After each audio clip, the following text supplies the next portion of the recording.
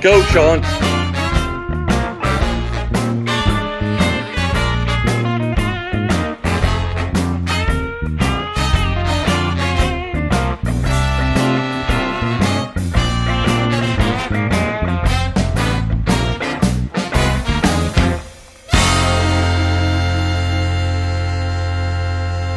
We good, brother?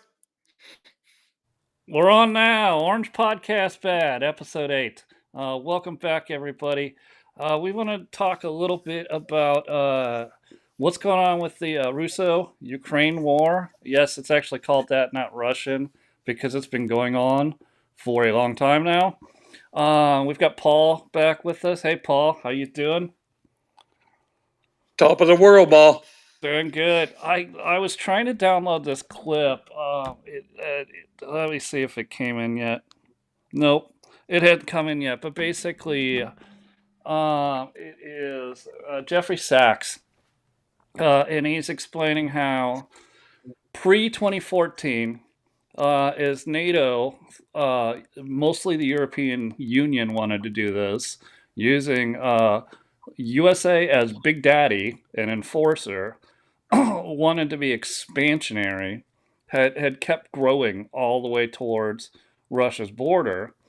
And in 10, they just a couple more states they added in, and Russia was like, dude, come on, we've told you, we've been telling you since you signed the agreement that you wouldn't move 1 inch west or east. You've been continuing to move east, and still did it because they had the backing of the United States. And, well, what's Russia going to do against the United States? Not much, unless he wants to go full nuclear winter for the entire globe, and that's just not what he was interested in doing. So, the next best thing he had was to actually start a war inside of Ukraine. But before we got there, it was like Victoria Nuland. I was telling you, right? There's an interview with her, and it was in this clip, which is why I'll figure out why I couldn't add it for this podcast. But the interview, she's just like, F Russia.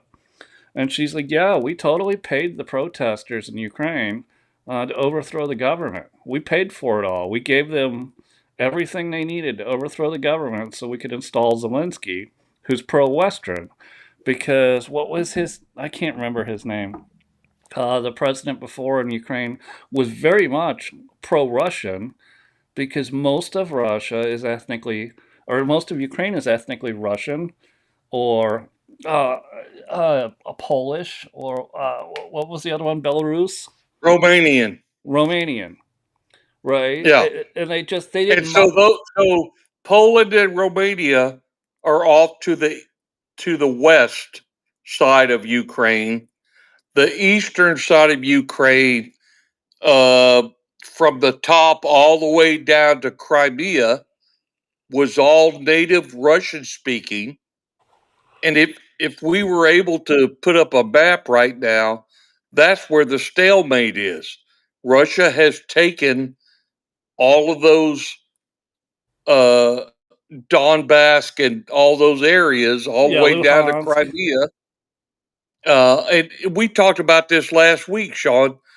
You know, Putin has said we've got this entire Ukrainian company surrounded in the Russian-speaking Ukraine, and we're like, boys, just go to the house. Yeah. And they won't. And he's like, we got you surrounded. Just go back to the house, man. And they won't do it. And so Putin's like, what am I supposed to do here? And that's what it was, right? So I'm looking through. I took a bunch of notes on this. It was Yanukovych, right? That was the president at the time of Ukraine. This was in 2013. In 13, yeah. Right, where he got ran off, and he actually fled into Russia. Best I know, he still lives in Russia. And that's where this all got started. So everyone, like when I scroll through the phone today and see all of the outrage of Putin bad, Putin started this conflict. I'm going, no, he didn't start the conflict, and he was actually very tame for a decade, almost a decade, before he finally did something about it.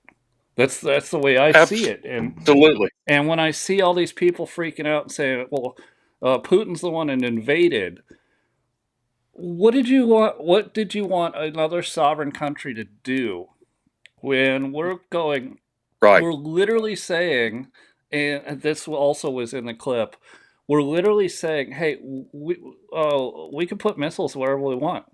You don't want them in Ukraine? We don't care. We'll put them in Ukraine. We're going to point missiles at Russia because we still live in a very Cold War mentality, which is beyond my understanding why the West still treats Russia this way and hasn't tried to do some sort of trading with And them or I don't outside of energy. I I don't understand, Sean, because most of those Cold War era war hawks are not around anymore. I mean, No. what it was Clinton's era when his uh, uh, head death guy was Stephen, who said we are not going to move 1 inch east with NATO. We're just not going to do it. Right.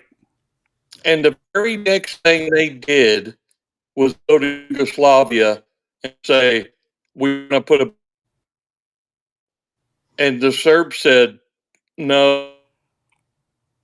So they literally went to Kosovo and started the breakup there. And to this day, one of the largest military installations outside of the continental United States is Camp Bondsteel in Kosovo. Mhm. And so these guys who are all got to be in their 80s and 90s, Sean, are now saying we need to have a base in Ukraine. And Putin is like, wait a goddamn minute. Right. You hold on. That is not what you said. That is not what we agreed to. You've got to stop this stuff. I've got 4 or 5 uh, areas of Ukraine that are native speaking Russians. That's all we want out of this deal. We Yeah. want those folks to be back part of Russia, and the locals that live there also want to be part of Russia. And Zelensky and Raytheon and BAE and General Dynamics and Lockheed Martin are not having it. That's I can't put too fine a point on it. But that's what it is. Well, I'm gonna So they've take it. got so. Sorry, go ahead. No, I was gonna sidetrack there. Why can't we, as we make NATO member nation states, start arming themselves? Why can't we cycle our old equipment to them through that as opposed to into Ukraine? Like, honest question. Why don't we, like is who just pick a NATO member? Is they're now supposed to fund their own defense? Why can't Raytheon, Boeing Defense, and all that? Why can't we make deals to sell off that old stock to them instead of just sending it We're, to Ukraine? but but the thing of it is, Sean, we're doing that already. Okay. And what it comes down to is, for the war makers in the US, that's just not enough. They want even more and even more and even more and even more. And so we sell all of our second and third tier bench stock defensive weapons all throughout NATO. I mean, we've got $1 billion contracts with Germany, $1 billion contracts with the UK, France, all of the major players in NATO. And we have sunk and we're continuing to sink billions of dollars into the old Cold War bases along what we call the Soviet frontier, right? So NATO's got 8 battle groups, and in those 8 battle groups, that covers uh, Romania, Czech Republic, Estonia, Bosnia, Serbia. It covers all of those Eastern European. What you and I, from our generation, that was the Warsaw Pact. So they're sinking billions of dollars into Okay. upgrading all of those military bases. Sure. And to what end, dude? And to what end? Germany said the other day, we're going to stop building BMWs and we're going to start building tanks because we've got to defend ourselves against the Russian aggressors. Well, So, are you kidding me right now? That's the farthest thing from what Putin wants. It really is. it But is. nobody will listen. Well, and what to Putin's advantage, if you're gonna run this like World War One style, like a trench war, and you're gonna put Yeah, tanks out there, he's gonna come in with some yeah, Su-27s and just blow up all your tanks. He doesn't yeah. care. Like you're not slowing him down in the way you think you are. He's slowing you down, Right, and he's using up all your crap. right. All And right, so I don't get, you take guys like John Cornyn. oh, The reason I bring him up is he's a Texas senator, right? And he's a war hawk. yeah, He's 100%. Oh, we need to go into Iran and bomb them into dust. We need to go to Ukraine and bomb Russia into, and then you got guys like our Attorney General Paxton, who has decided he's going to run against Cornyn because Cornyn and his ilk have that neocon war hawk.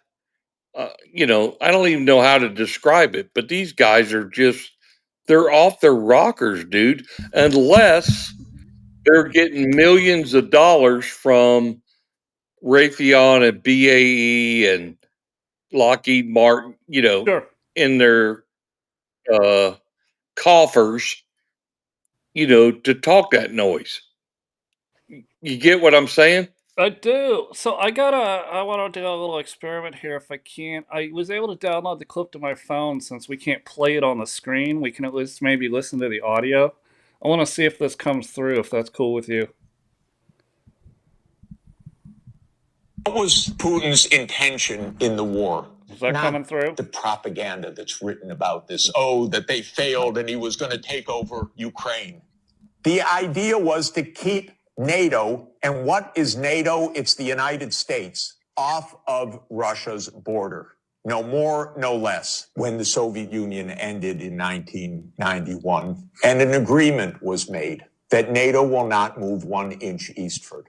Now, what happened after 1991, the United States decided there would be no end to eastward enlargement of NATO. And the decision was taken formally in 1994 when President Clinton signed off on NATO enlargement to the east, all the way to Ukraine and into Georgia. So the NATO enlargement, as you know, started in 1999 with Hungary, Poland, and the Czech Republic. And Russia was extremely unhappy about it, but these were countries still far from the border. So the next round of NATO enlargement came in 2004. with the three Baltic states, Romania, Bulgaria, Slovenia, and Slovakia. At this point, Russia was pretty damn upset.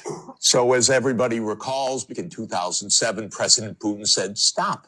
Enough. And of course, what that meant was in 2008, the United States jammed down Europe's throat enlargement of NATO to Ukraine and to Georgia. This is right up against Russia. And Russia protested because if Russia decided to have a military base on the Rio Grande or the Canadian border, not only would the United States freak out, we'd have war within about 10 minutes. And a month later, a war broke out. That gets Georgia destroyed. And starting in 2010, the U.S. put in Aegis missile systems in Poland and then in Romania. And Russia doesn't like that. In 2010, Viktor Yanukovych was elected on the platform of neutrality. Russia had no territorial interests or designs in Ukraine at all. What Russia was negotiating was a 25-year lease for Sevastopol naval base. That's it. Not for Crimea, not for the Donbass, nothing. In 2014, the U.S. worked actively to overthrow Yanukovych. Everybody knows the phone call by my Columbia University colleague, Victoria Nuland, and the U.S. Ambassador Peter Piot. Listen to it. It's fascinating. I don't think Cleach should go into the government. I don't think it's necessary. I don't think it's a good idea. I think Yats is the guy who's got the economic experience, the governing experience, and, fuck the EU. No, exactly. And I think we've got to do something to make... You don't get better evidence. Then came Minsk, and especially Minsk II. It said there should be autonomy for the Russian-speaking regions in the east of Ukraine. It was supported unanimously by the UN Security Council. The United States and Ukraine decided it was not to be enforced. There were many thousands of deaths in the shelling by Ukraine in the Donbass. And one of the issues on the table in December 2021, January 2022, was, does the United States claim the right to put missile systems in Ukraine? And Blinken told Lavrov in January 2022, the United States reserves the right to put missile systems wherever it wants. So the war started. What was Putin's intention in the war? It was to force Zelensky to negotiate neutrality. And that happened within 7 days of the start of the invasion. Ukraine walked away unilaterally from a near agreement. Why? Because the United States told them to. The idea was that there would be Ukraine, Romania, Bulgaria, Turkey, and Georgia that would deprive Russia of any international status by blocking the Black Sea. And the American senators, who are as nasty and cynical and corrupt as imaginable, say this is wonderful expenditure of our money because no Americans are dying. It's the pure proxy war. And since the U.S. talked the negotiators away from the table, about 1 million Ukrainians have died. Yep. So hopefully that came through pretty well. I will figure out why we couldn't play that on video for all of you to see, because it was actually a video. But right. So from Clinton on, we've been building this up as a Cold War style. We're going to destroy Russia through economic means, through threats, through missile systems on their borders. Yet, does anyone remember the Cuban Missile Crisis? Like, we freaked the hell out when somebody wanted to put missiles pointing at us in Cuba. You don't think Russia would have the same reaction? I do. Of course they would. That's exactly right. And we had this agreement on the table that was literally approved by both sides. And I can't remember the person's name, but one of our guys told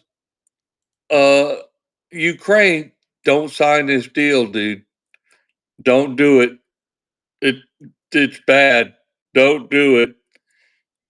And Zelensky didn't do it because of our behest. And that's excuse me, that's Yeah, that screwed everything up. right. And that was in the Biden administration. No, no, no, no, no, no, no. Yeah, it was during the We yeah. got this. Do you remember the guy's name, Sean? I can't remember his name, but he was I the guy that went to the UK. It was Zelensky in the UK and said, "I strongly advise you not to sign this agreement." let me see if I I have just, it in my notes. yeah, Um, I can't remember who it is. yeah, I'm looking at Yeah, full scale 2022. Tensions escalated in 21. Russia amassed troops here near Ukraine's border. We all remember that, claiming it was countering NATO expansion.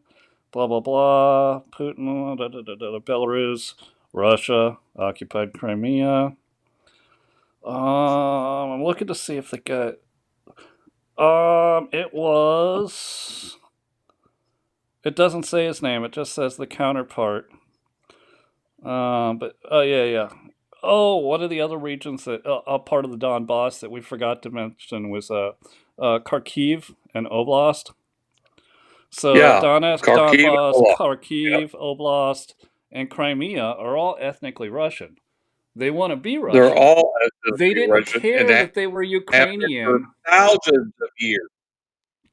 and they didn't care that they were living in Ukraine while they were still a pro-Russian state.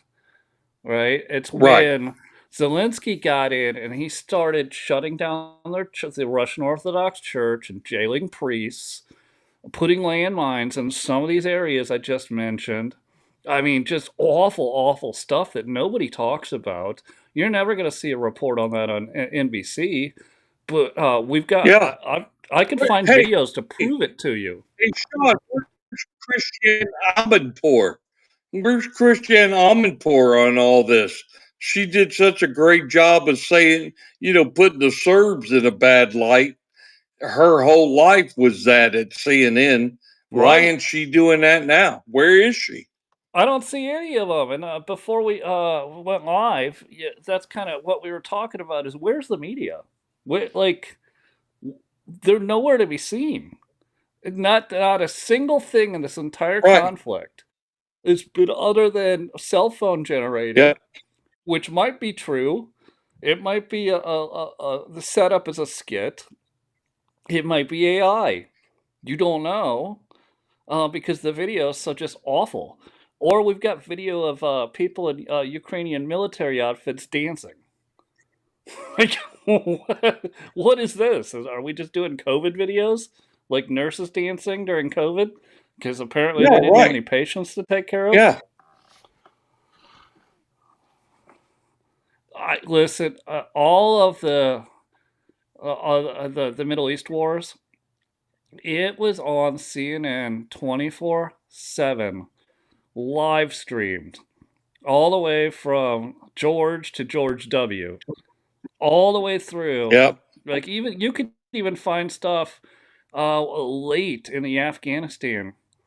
They'd have hour-long segments of going out on a run with special ops. Yeah. Nothing. You don't And now see we it. got nothing, dude. You We don't see got it nothing. there. We've got no, yeah, we got no photo stamp. We got no on the ground guys, trying to, make their name and stuff, which is usually what it's all about. I remember when Megan Kelly was in Iraq, just a young girl, in Iraq, wearing her full battle rattle, but every day she was making reports and all that kind of stuff there in Iraq, and we just don't have that in Ukraine. You get, and I search. I don't think I'm a dumbass. I do as much research as I can. I go to Cut out again. We'll give you a second to come back. this of my political position. I want to tell the truth. And that's how you, Sean, you're like that as well. And Mm-hmm. so we do all this research and stuff, and there's just nothing to look at, bro. There's There's just not. nothing there. You could tell me Russia's bad, and I'll go, okay. You're not looking at the other side of the story and how this whole thing started, Right. Yeah. right? And it was completely unnecessary. Would have never happened if specifically the research I did, and it's in my notes, is that the European Union was pushing for this because they knew with what was it, Article 5 in NATO, that if one of them can provoke Russia, then they don't have to worry about it. America's in. Yeah.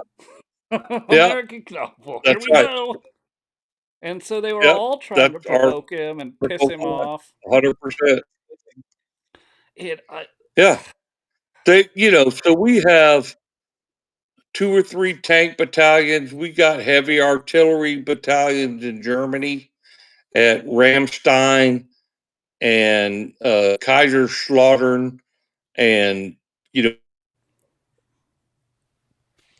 that could immediately mobilize and go down to the front. But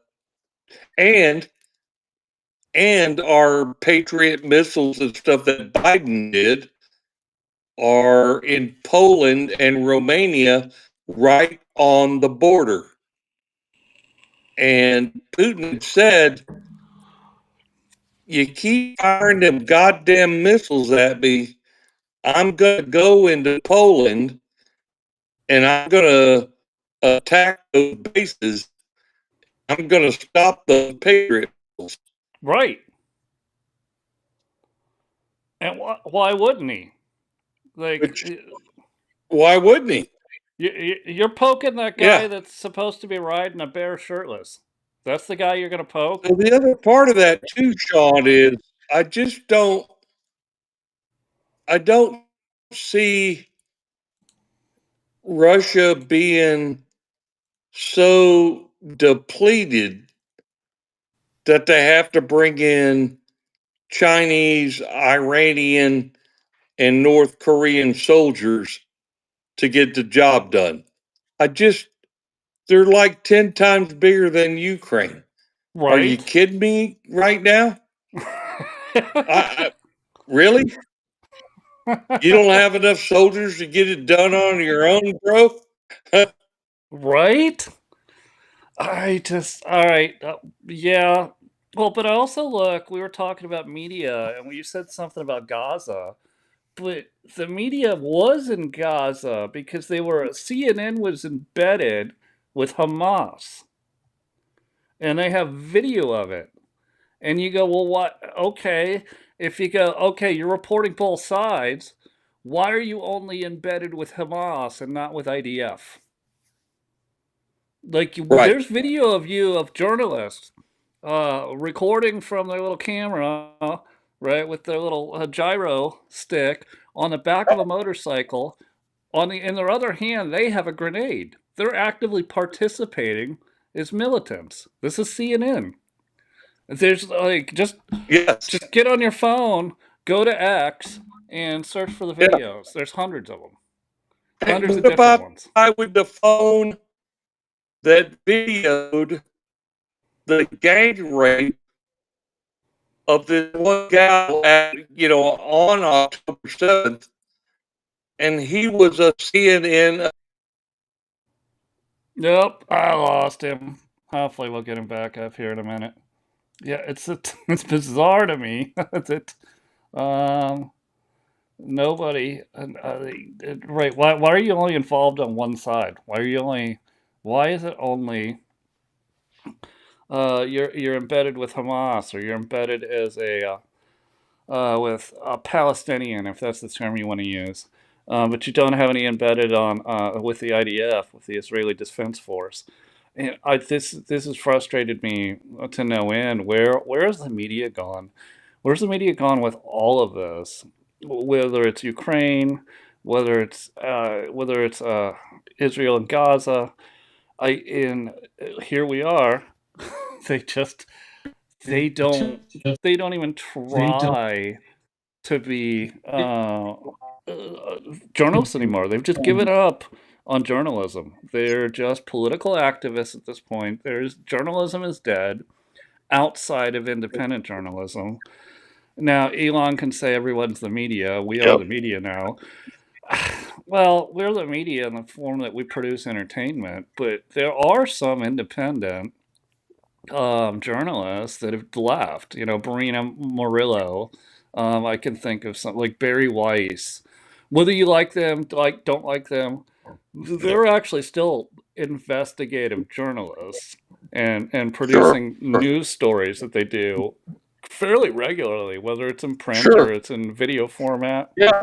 But yeah, while you were resetting, I was just like, why, why, where did journalism go? And I said it died. They became political activists. That's why you don't see video from any of these war zones anymore. Whereas with the Iraq War, Right. it was 24/7. And if you just had NBC and ABC and CBS, like you didn't have cable, it was an hour long on the nightly news every night, showing video footage of war. So, blows my mind. It's disappointing to me. I really hope. I really hope that this new media thing actually takes off, and to the point where they can afford to actually embed journalists in war zones. Because right now, these small independent outlets, there's not a lot of cash flow. They can't pay somebody's salary and get them over to Israel or into Ukraine. So I'm really hoping is that you're actually going to see a shift. And it's going to be through monetization, through platforms like this. We're on Rumble, Locals, YouTube, Stitch, and X right now, and that's going to be the only way these independent journalists can actually hire other journalists that can go to remote locations. Did you make it back in, Paul? That's right. Yeah, I was struggling. We got it. He's working remote today. He's remote.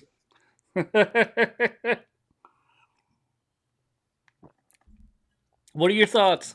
Do you think an Can you O'Keefe hear me? Media Group? Yeah, I could hear you. The video's frozen, but I can hear you. Do you think an organization run like the O'Keefe Media Group, they can get funded well enough off of like these platforms that they could actually hire journalists to embed them in war areas? Lost him again. Bad comms day. Anyhow, so life happens. Life goes on. Let's get back into this. Don't you love how these things time out on you? So right here, as of 2025, we've already gotten past the fact that in 2022, there was a chance for peace. That's where we left off on this war, and we haven't moved up to the current, Paul.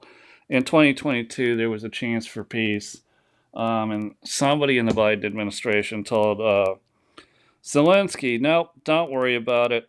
Nope, we got your back. You just keep fighting the good fight." Right?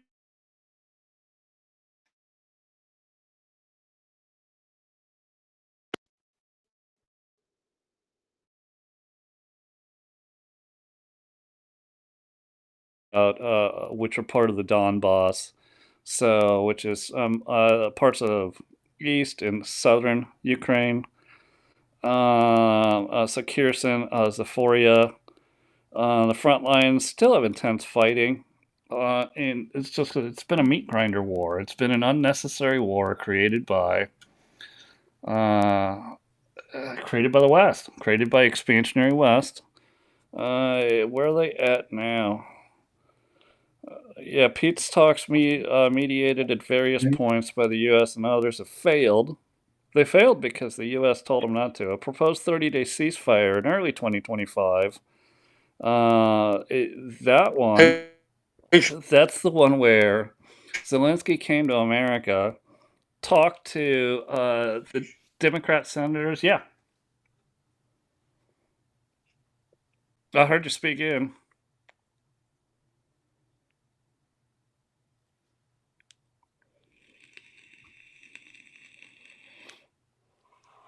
Are you there now, Paul?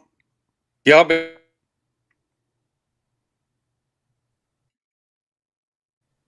All right. Did you get a copy on any of that I was talking about?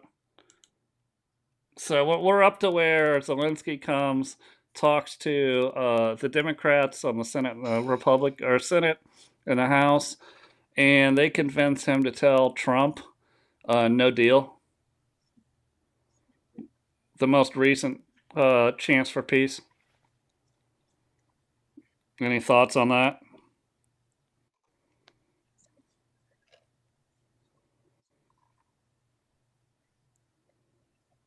Yeah, I don't know if you're hearing me. I don't know if All right, you can hear me or not. I can hear you. Yes, I can hear you. You apparently can't hear me.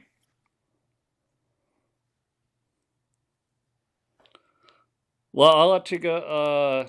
Did you want to say something more about this? We're at the most recent failed peace negotiation. We lost him. All right, so uh, so Zelensky is talked out of peace.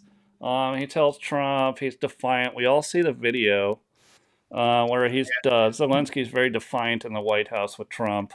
You got the iconic meme of Trump and JD Vance going, no, whoa, don't you come in here and disrespect us. And that's kind of where we're at. Hopefully you can hear me now, Paul. But yet another Yeah, I got you. failed peace agreement because the Senate leaders, Democrat leaders, and House Democrat leaders told Zelensky no, tell Trump no. We got your back. We'll just continue funding you. They don't have the numbers to continue funding it. That's correct. They don't. And Schiff and Schumer and those guys just continue to do that. And it's just maddening, son. Maddening. It is. Well, and if this doesn't end, listen. Besides, I don't know how many people Ukrainians can have left. I'm just watching the Europeans go. Oh yeah, we'll jump in. And I'm waiting for Trump to say, "Do it at your own peril," because we're not going to. You can invoke the fifth article of NATO, but we're not. No, screw yourself. And I'm really wanting him to come out and publicly say that we want Well, I peace. think I literally think France and the UK are just gonna escalate this thing. They're just gonna escalate it because the outcome's not what they want. Right. Well, wait. What outcome do they want? Do they want all Ukrainian territory back, or do they want the end of Russia? Yes.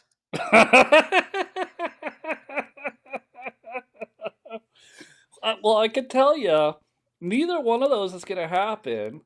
And It's not. France and the kingdom, they don't have the equipment, they don't have the personnel, they can't take on Russia in a World War style trench war. They can't. They don't have don't have the resources. I mean, because you're talking about people with rifles in a trench tanks and drones. That's the style of war it is. The only thing modern is they're using like a hobby style drone and dropping grenades from them. That's the only thing modern about this war. They're not. And France is not equipped to do that kind of war.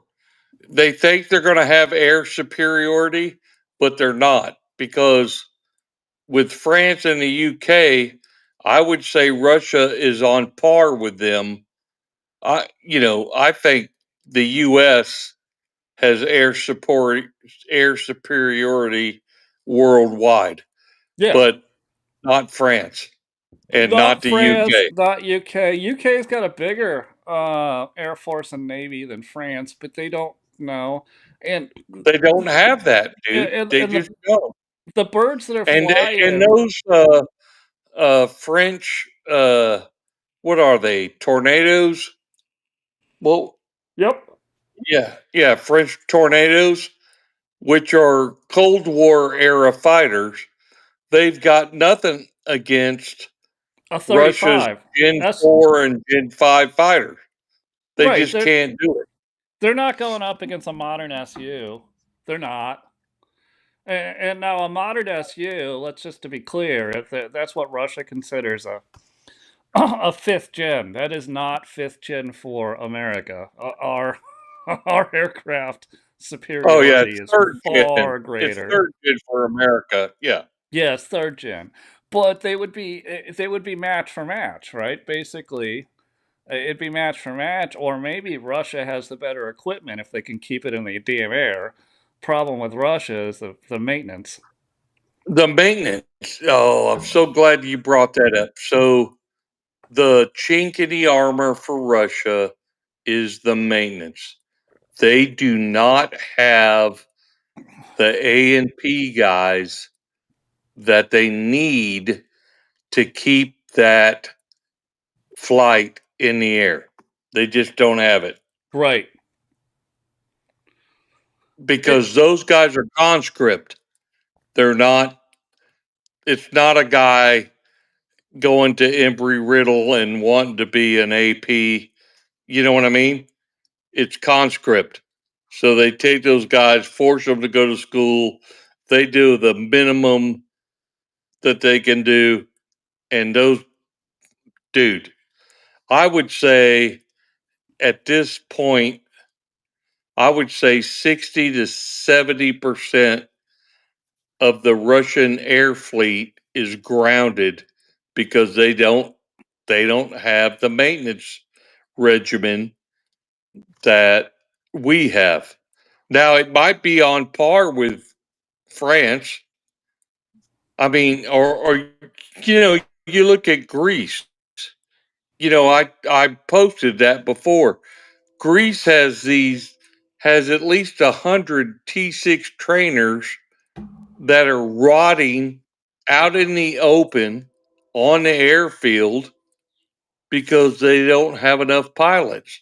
France doesn't have enough pilots to fly the birds that they have, you know, uh, in their aviation battalions. well, the interesting thing about that story that you posted, if I remember it correctly, they said they were buying a large amount of F-35, probably first gen 20, F-35.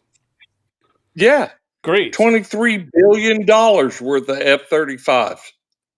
So that's like 100 And F-35s. yeah, and when I was there in Greece, and we were looking at the trainers, the the guy looked me right in the eye and he goes, "I don't have enough pilots. These birds are rotting on the airfield because they're close to the coast, Yeah, and all that salt water and salt air is getting to those birds." He goes, "I can't fly a training mission because I don't have enough 20 to 23-year-old uh, mechanics. pilots to Oh, it's even pilots. start with a propeller driven, trainer. I just don't have enough people. That's what he told me. So, and that's what I don't know if you saw my response. My question was to your post. So, again, the thing is, Greece is buying at that price, roughly 100 F-35s from U.S. defense contractors, and they can't even fly their T-6 trainers, which is God, again, a Cold War, almost it's damn, it's right around World War II era is a T6. The T6 Texan is a World War II era sliding canopy, single stick, double rudder aircraft. It There's really is. It's like flying a Piper Cub. so there's no way in hell you transfer from training on that to learning even a Gen 1 F-35. You couldn't fly an F-14 or an No. F-15. You can't. You've got to go through the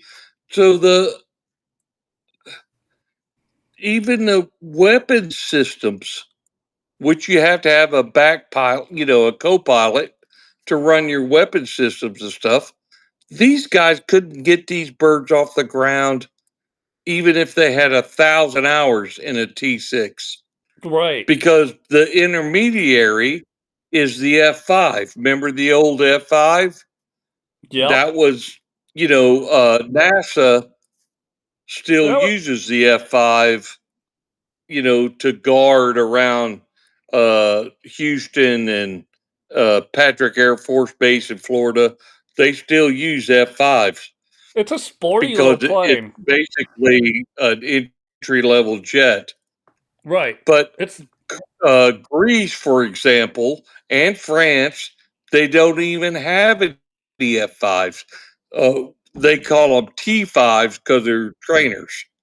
The T is the training designation.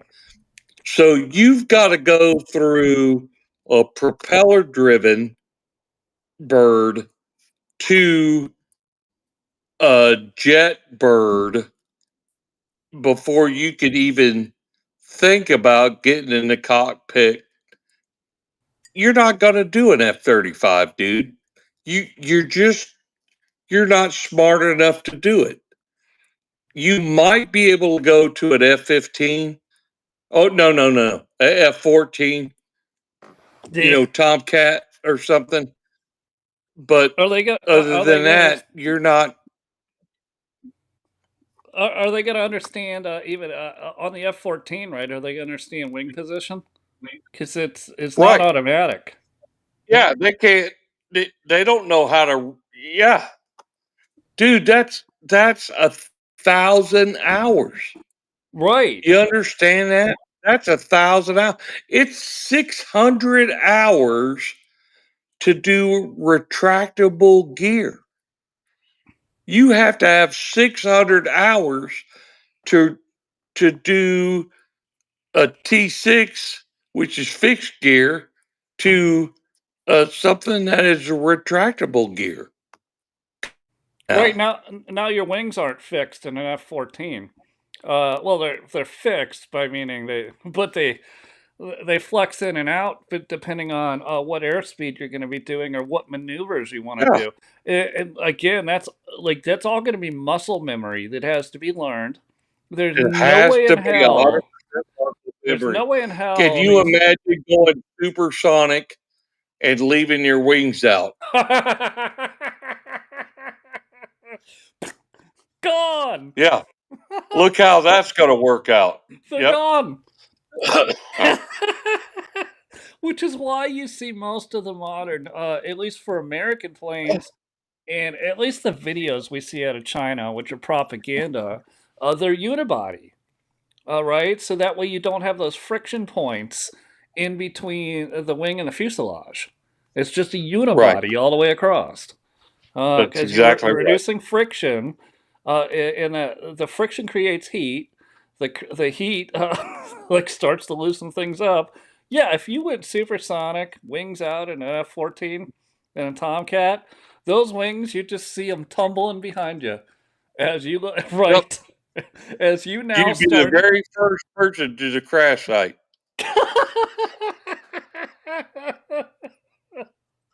Yep. And dude, you're not ejecting at Mach 1.2. Right. You're toast. You're done. You're, And this is yep, what, you're like, done, when dude. You're done. so when Greece, when I see these other countries that after World War II, and I get why America did it, but after World War II, did not focus on their own defense.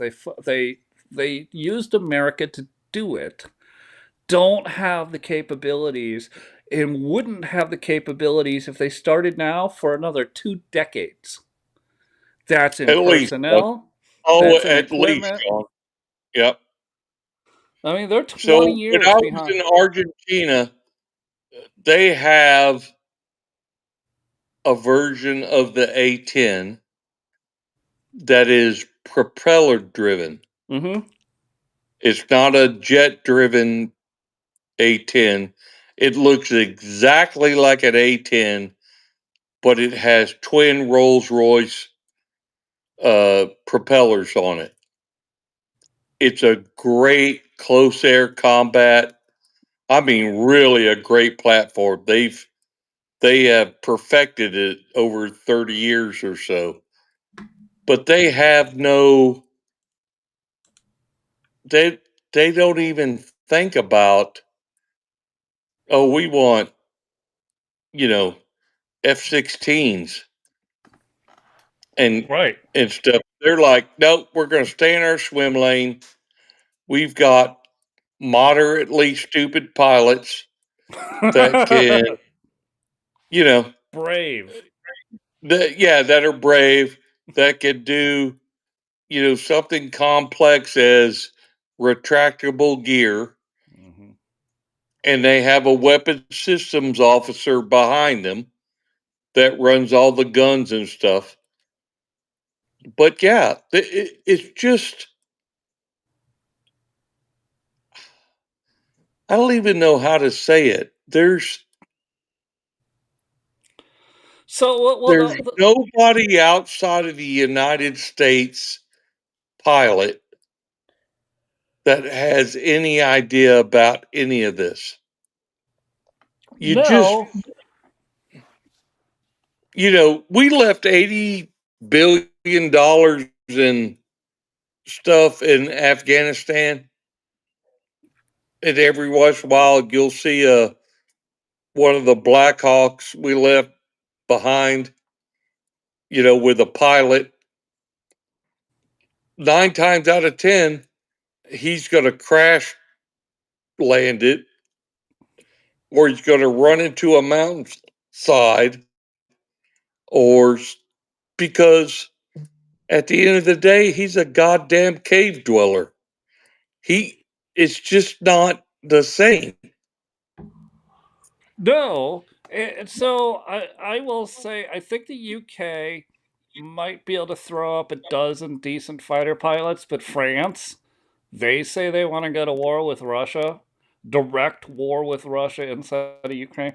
They don't. That's Yeah. where I'm going. They don't stand a chance unless Oh, they I got plan you. on Yeah. fighting this World War I style trench war, where you're all getting Right. swamp foot.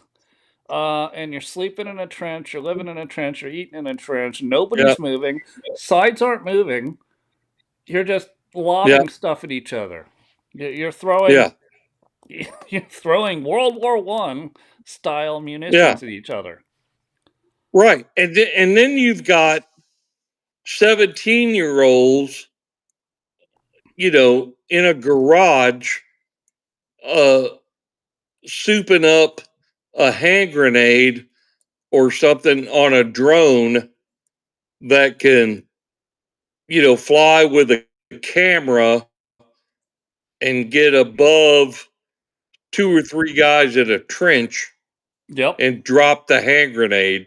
I mean, we're literally talking World War I trench warfare. 1,000%. Yep. And so that's why I think it's goofy and I laugh and I really just wish Trump would come out and say something like, you know what, France, you know what, UK, if you want to do this, don't you dare invoke the fifth, Article 5, Yeah. because we're Yeah. not coming to save you from this. Yeah. And just be clear, because we want peace, we're going to negotiate peace. And if you escalate this, it's on you. And if we Yeah. have to leave NATO, we'll leave NATO. And I just So, he hasn't said it strong enough yet. right. And so I've had, through my connections, folks saying, Peugeot, and some of the French automakers are cutting back on their car production and they're starting to produce tanks. I I can't confirm that, but that's the talk over there, is that they're cutting back on automotive production so that they can produce these tanks because they know they're going to Ukraine and going to war. And that's just the stupidest thing ever. I don't I for the life of me I can't understand why they want to continue this war with Russia. The generation, the Cold War generation, they're not, most of them aren't here anymore, right? Right.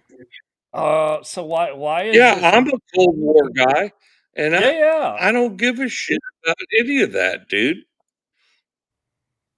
And there You was know, there, those guys took the wind out of my sails in 1991 when they said, "We are not going to move 1 inch east of where we are right now." They right, took the wind out of my sails when they started Papa Hungry and building taking those Cold War bases and Americanizing them. And, I'm like, you, you're fucked up, dude. This is not, I don't, I gotta say, I don't blame Putin. You guys lied. You fucking lied. yep, And you're trying to, Georgia said, nope, we're not doing it. You're not building a place in Georgia. Azerbaijan, they said, nope, you're not doing it here.